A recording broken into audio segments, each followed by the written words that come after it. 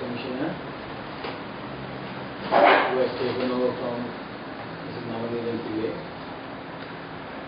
We from this organization, Unite Sri Lanka with Power Sharing, would like to congratulate him and hope to see him and his office in the best of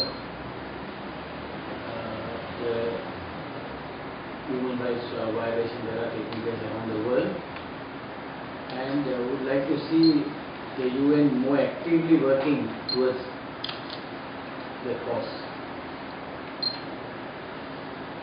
Since Mano said that in Tamil, I thought I will make it in English so that this can be circulated all over. Because Sri Lanka sees Human Rights Commission as a very dangerous object that is standing in the UN.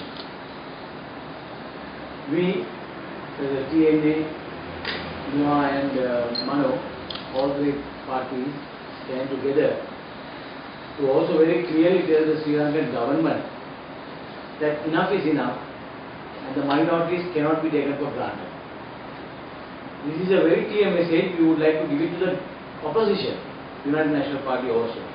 And we made it very clear, all three of us made this statement last week.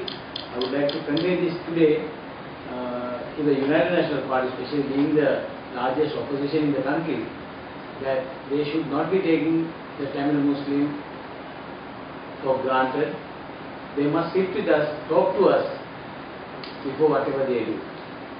And today, and as we have spoken earlier, we have requested the TNA, even today in the morning I have requested Mr. Sunendran to speak to the TNA leadership that we will first come into alliance with the TNA, Mano and we three, and let us work for a common program, because we think a common candidate for this presidential is a must, but that name should not be mentioned immediately.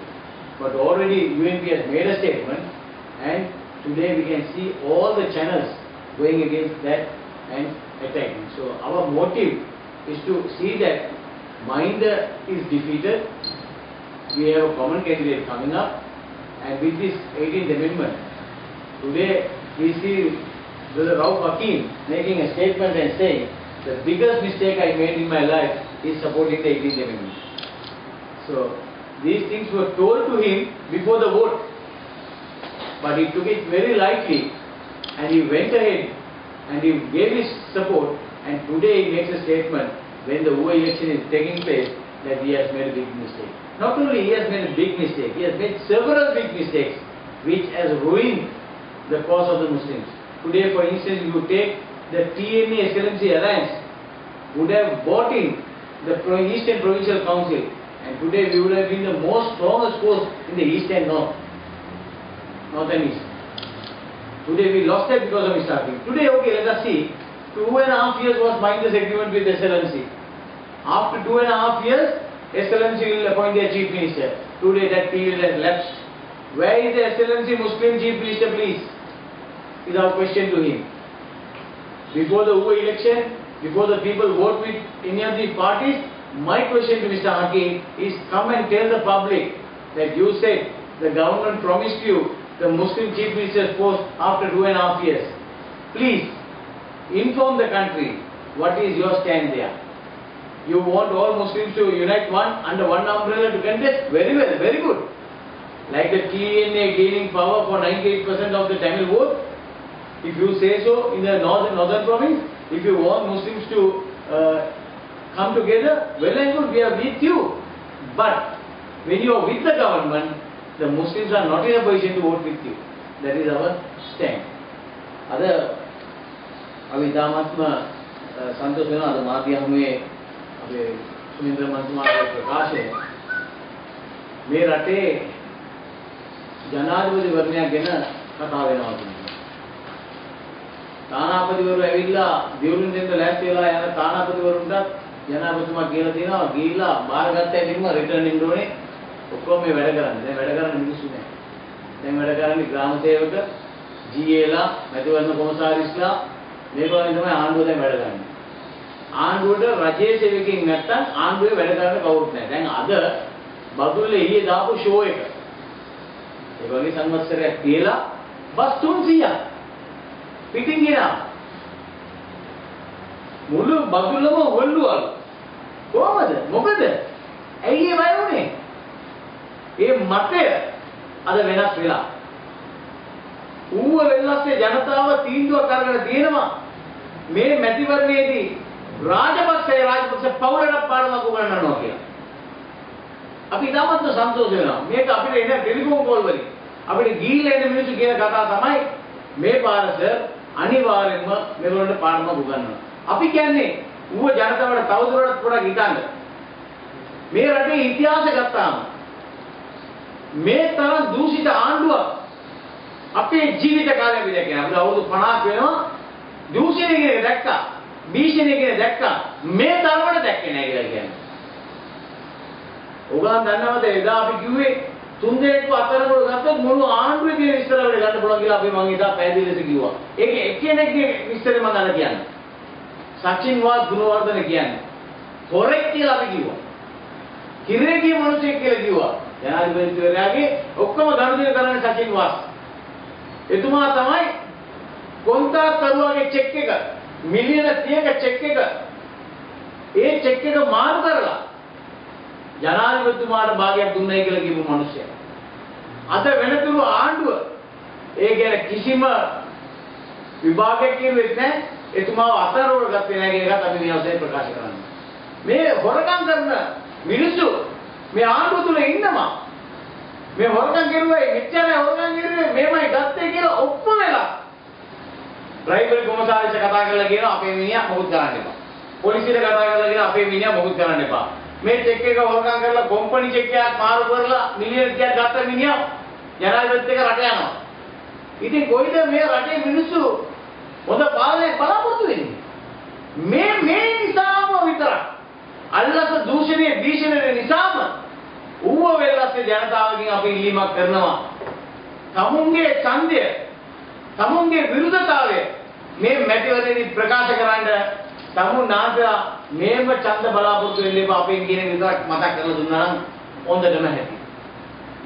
අපි ඒකයි කියන්නේ දැන් බදුල ජනතාව ඌව වෙල්ලස්සේ ජනතාව මේක කෙරුවාම ආණ්ඩුවට ලැබෙනවා පණිවිඩයක්. ජනතාව කලකිරලා තියෙනවා කියලා. අපි එදත් කිව්වේ අද මිනිස්සු වතුර නැතුව කණ්ඩ නැතුව ජීවත් වෙනවා. තුන් වේල කණ්ඩ බැරුව දුක් වෙනවා. රස්සාවක් නැහැ. හැබැයි කෝටි ගණන් පාරවල් වලට ගෝටා ගල්ලනවා. තියෙන පාරවල් ලොකුම පොඩි කරනවා. පේමන්ට් එක ලොකු කරනවා. දැන් බලන්න මම කී පාරක් කිව්වද මේ කොළු පිටිය හන්දියේ ඉඳලා ගෝල් ෆේස් එක වෙනකම් ෂෝගම් එකට විලා කරපු සල්ලි ටික. ඒ තියෙන බලන්නේ හොටෙල් ඔක්කොගෙම සල්ලි අරගෙන මිනිහ අටමාර කරගෙන නඩාතුර වෙනම අරගෙන ඒ සම්පූර්ණයෙන්ම අදලා පෝච්චි දාලා මල් පෝච්චි දාලා ලොකු පානක් දැම්මා ගෝල් ෆේස් බටරෝමේ. අද පාන නැහැ.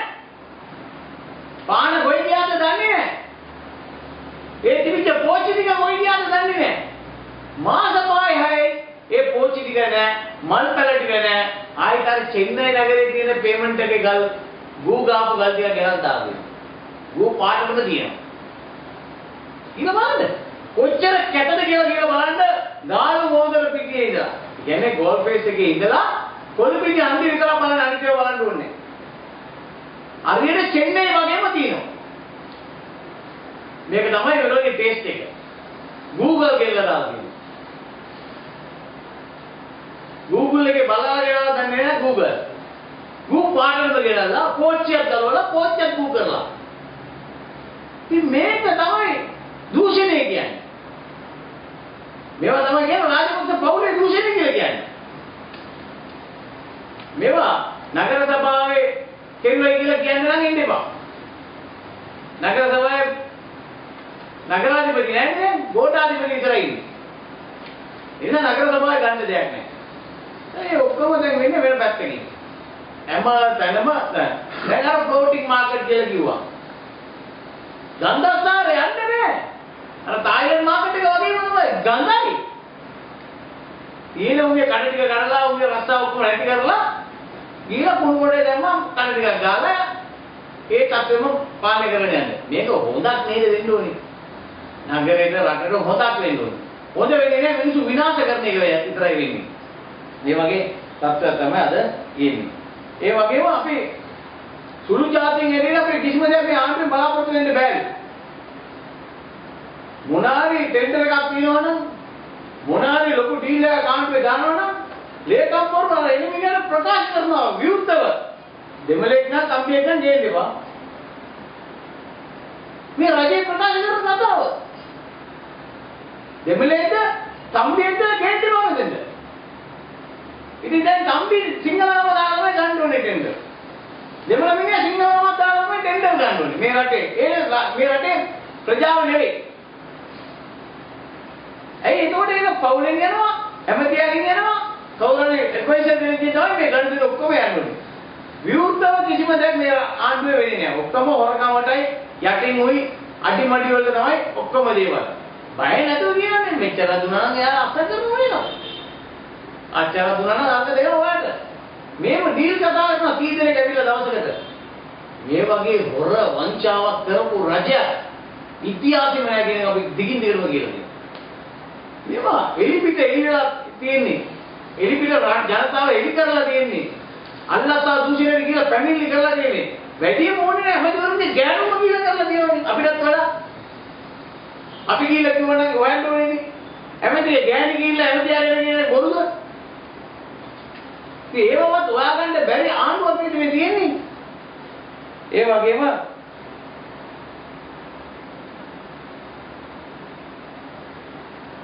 මේ මානව ඉමිකම් කොමිෂන් එකේ අපි කියලා කියන්න පුළුවන්. දැන් පෙරේදා රෑ අලුත් ගම ආයෙත් තව ගින්නක් ගත්තා. මොකද ඒක? ළමයි දෙන්නෙක්ගේ කකුල කපලා දිනවා. ඒ එක ළමේ ෆුට්බෝල් ක්‍රීඩකෙක්. ඒ ටීම් එකේම එයා සෙල්ලම් කරන්න බැරි වෙලා ගෙදර වෙලා ඉන්නව නිසා ඒ ටීම් එකේ කොල්ලෝ ගිහිල්ලා එයාව මැච් එකකට එක්කන් ගිහලා තියෙනවා. මැච් එක ගාලා කොල්ලොත් එක එනකොට ගංජා හිටපු තුන්දෙනෙක් කියලා තියෙනවා උඹගේ අනුකම්පාවක් කපනවා කියලා. ඒගොල්ලෝ ඉතින් බැනලා කොල්ලෝනේ බැනලා කෙලින්ම පොලිසියට ඇවිල්ලා පැමිණිලා දැම්මා මේම මට මේව කිව්වයි කියලා. දැන් මේ රටේ පැමිණිලි කරන එනමිනකට දැන් තියෙන ප්‍රශ්නේ හැම පොලිසියෙම පළාතේ ඇමතිගාව කෝල් කරලා අහන්න එයා මීට වඩා ලස්සන විස්තරයක් කියයි. රාජින්ද්‍ර සේනානායක ඇමතිතුමාට කතා කරන්න එයා තවත් විස්තර දෙයි. දැන් මේ කොල්ලා ගිහිල්ලා පැමිණිලා දැම්මාම කොල්ලව තියාගත්තා. ඒකත් එක අර ගංජා ගාපු තුන් දෙනාව තැකලානින් කට්ටිය ගිහිල්ලා ඔයගොල්ලෝ යන්න ඔයගොල්ලන්ට විරුද්ධ පැමිණිලා ගිහලා ඒගොල්ලෝ යන්න දෙවෙනි පැමිණිලා දැම්මා. දැන් පැමිණිලා දැම්මාම පොලිසිය දෙපැත්තම ගෙනල්ලා විභාගය කෙරුවා. විභාගය කරලා කිව්වා හරි මේක අන්තිම වතාව. ඊට පස්සේ මේවා වෙන්නේ නැහැ. දෙගොල්ලම අත් දෙන්න මත් දුන්නා. ආරයිට් දෙගොල්ලම සමතේට පත් වුණා කියලා අත්සන් කරලා ලියලා අත්සන් ගන්න කියලා කිව්වා. ලියලා ඉවරයි අත්සන් කරලා ඉවරයි ගෙදරට ගියා. රෑකලාමාට පොලිසියෙන් ගිහිල්ලා අර මුස්ලිම් ළමයි අපර දෙනාව උස්සන් එනවා. කවුද මේ උස්සන් එන්නේ කිව්වේ? මේ රටේ මෙච්චරම ප්‍රශ්නයක් ඇති කරපු ඒ අනුත්තම සිද්ධියේදී ඒ ස්වාමීන් වහන්සේ ගිහිල්ලා පොලිසියේ බලපෑම් කරලා දිනවා මේ මුස්ලිම් අතර දෙනාව වහම අතරවල ගන්න ඕනේ කියලා. ස්ථානාධිපතිතුමා බෑ කියලා කියනවා. DIG කෝල් කරලා කියනවා අරස් කරන්න කියලා. ගිනාව රෑ එකමාරට මම නුවරින් ඉඳලා එනකොට ඒගොල්ලෝ රිලීස් කරලා තිබුණේ රාජින්ද්‍ර සේනානායක ඇමතිතුමාට මම කතා කරුවාම මාව ලයින් එකේ තියාගෙන DIG ට කතා කරනවා DIG කියනවා බෑ කියලා. ඇමතිවරුන්ට අද DIG ලා කන්ට්‍රෝල් නැහැ. ඇමතිවරුන්ට DIG ලා කන්ට්‍රෝල් නැහැ. ඇයි ඊටවත් වඩා උඩින් DIG ලාට ඕඩර් දෙන්නේ? දැන් අපි කියන්නේ මේ මිනිස්සු මුස්ලිම් ඉන්න නෙවෙයි. මේ රටේ සාධාරණ ඇති වෙන්න ඕනේ. ඕනෑම මිනිහෙකුට පොලිසියට කියලා කැවිලා දාන්න පුළුවන්. වැරදි වෙලා කර දාන්න පුළුවන්. හැබැයි ඒක විභාගය කරලා සමතරපත් කරන එක තමයි පොලිසියේ යුතුයකම. එහෙම නැත්නම් දෙපාර්ශ්වයම කෙලින්ම උසාවියට දාන්න තිබුණා. ඒකයි රාජ්‍ය සේනාවට ඇමතුමා කිව්වේ දෙපාර්ශ්වයම දාන්න උසාවියට. ප්‍රශ්නයක් නැහැ. ඒක ඒගොල්ලෝ බේරගත්ත දෙන් කියලා. හැබැයි ඒක උඩින් ගිහිල්ලා DIG මොකක්ද කිව්වේ? ඒ කකුල නැති කොල්ලව විතරක් පැය 24කට වඩා පොලිසිය රඳවා තියාගත්තා. අපිට කරන්න කිසිම දෙයක් තිබුණේ නැහැ. ඒ වෙලාවම ප්‍රතිභා මහානාම මහත්මයා කොමසාරි සොරේ මානව හිමිකමේදී එතුමාට කතා කරලා කිව්වා. Human rights එකේ තියෙන hotline එකට කතා කරලා කිව්වා ඊට පස්සේ තමයි ඒ දරුවව රිලීස් කරලා තිබුණේ. මේ වගේ අසාධාරණ වෙන්න නෙවෙයි මේ රටේ පොලිසියක් තියෙන්නේ. පොලිසිය උසස් නිලධාරීන් මේවා වැරදි කරන්න බෑ. ඔය අනුරේ නායක මහත්තයා. ඔය දෙවිය. ඇයි මේ ප්‍රශ්න විසඳුමක් හොයාගෙන දෙන්න බැරුනේ? අනුරේ සේනානායකත් කතා කරනවා රාජ්‍ය දෙකට මම ලයින් එකේ ඉන්නවා. රාජ්‍ය සේනානායක නැමතුමා. කිසිම දෙයක් උනේ නැහැ. ඊට පස්සේ ආපහු උදේ දෙපාර්ශ්වව ගෙනල්ලා කතා කරලා මේක තමයි මම අහන්නේ. විභාගය කරලා සමතේකට පත් කරලා අත්සන් කරලා ගිය නඩුවක් පැමිණිලා ආපහු ගන්නේ කොහොමද පොලිසියෙන් කියන එකයි මගේ ප්‍රශ්නේ.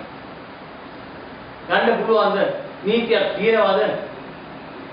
ඒ කොල්ල දෙන්න පොලිසිය දෙවල කියනවා මට උසාවියට යන්න බෑ. සිංහල කොල්ල කියන්නේ. උසාවියට අපි මෙතන මේක වේගෙන් බේරගෙන යන්න කියලා කියනකොට අර ස්වාමීන් වහන්සේ කියනවා නෑ මේක ගෙනියන්න බෑ ඔම. මේව ගෙරුවා කියලා කියනවා මේව ගෙනියන්න. එයා කියලා දෙනවා.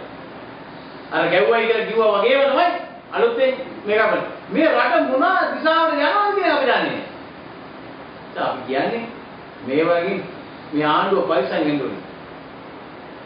ඇමතිවරුන්ම කියනවනේ තිබිච්ච දෙමළ ඡන්ද ටික විනාශ කරගත්තා, මුස්ලිම් ඡන්ද ටික 2010 ඉඳ ගත්තා, ඒකත් විනාශ කරගත්තා. දැන් පොප් වෙනවා පොප් එක්ක සිංහල ඡන්ද ටික ඉවරයි කියලා කියනවා. දැන් මේක තමයි රාජපක්ෂ බෝර්ඩුවේ ලොකු ප්‍රශ්නේ. ඒගොල්ලෝ හිතන්නේ 70%ක් සිංහල ඡන්ද වලින් පත් වෙන්න පුළුවන් කියලා.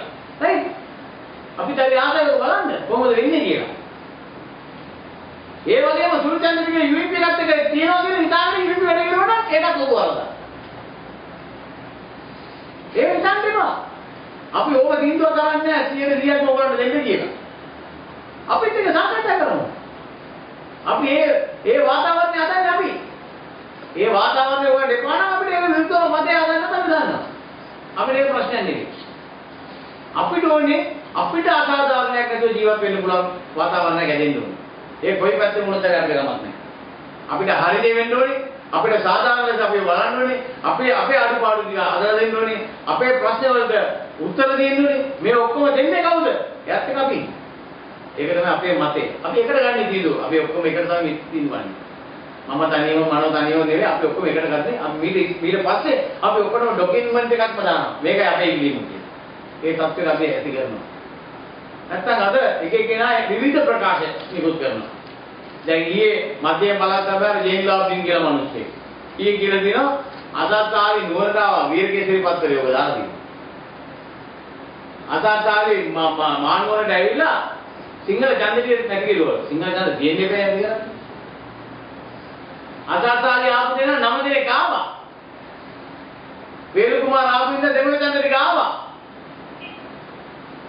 ප්‍රශ්නේ නැහැ අපි නැතුව යන්න පුළුවන් නේ යන්න. අර 20000 ගත්ත ජේල්ලාවකින් 45000 ගත්තේ මම 50000 ගත්ත නිසා. නැත්නම් එනියපත් වෙන්නේ නැත්නම් එපා. ඉතින් මේක මගේ පස්සේ එනපත් වෙන එක ස්ටේට්මන්ට් දෙනවා දැන්. ඉතින් මේක තමයි UNP එකේ ඇතුලේ තියෙන ප්‍රශ්න. UNP එකේ නායකත්වයේ මණ්ඩලයට මන්ත්‍රීවරු කන්ට්‍රෝල් නැහැ. ඒගොල්ලෝ පළාත් සභා මන්ත්‍රීවරු කන්ට්‍රෝල් බැරි මිනිස්සු කොහොමද පාර්ලිමේන්තුවක් හදන්නේ? පාර්ලිමේන්තු කණ්ඩායමක් හදන්නේ කොහොමද කියන මට ප්‍රශ්නයක්.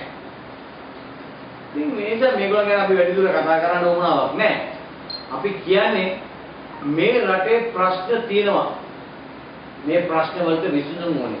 අපි ඒවා සලකා බලන්න. දැන් සරත් කිලෝ මාත්‍යා ඉඳලා ඉట్లా බෝම්බයක් දානවනේ. මගුල් ගෙදර මන්න ගෙදර හම්බුනාම මිත්‍රශීලීව දෙන්නම බදා ගන්නවා.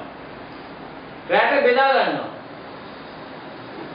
උදේට බදා ගන්නවා රැට බෙදා ගන්න ඊට පස්සේ එයා ප්‍රකාශ නිකුත් කරනවා. කොයි ජනාධිපතිවරයා හරි එයාගේ ටර්ම් දෙක සම්පූර්ණ කෙරුවේ නැත්නම් එයාට තුන්වෙනි ගමන යන්න බෑ කියන එක තමයි එයාගේ මතය. හරි? හරිද?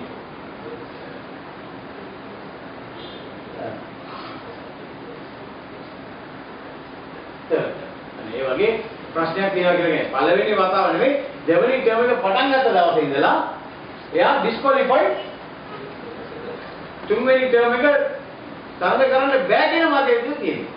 එනිසා යාට තරඟ කරන්න බෑ කියන ප්‍රශ්නයක් එනවා. මනෝමත්ය කිව්වා වගේ පවුලෙන් එක්කෙනෙක් ආයෙත් දන්නේ නැහැ.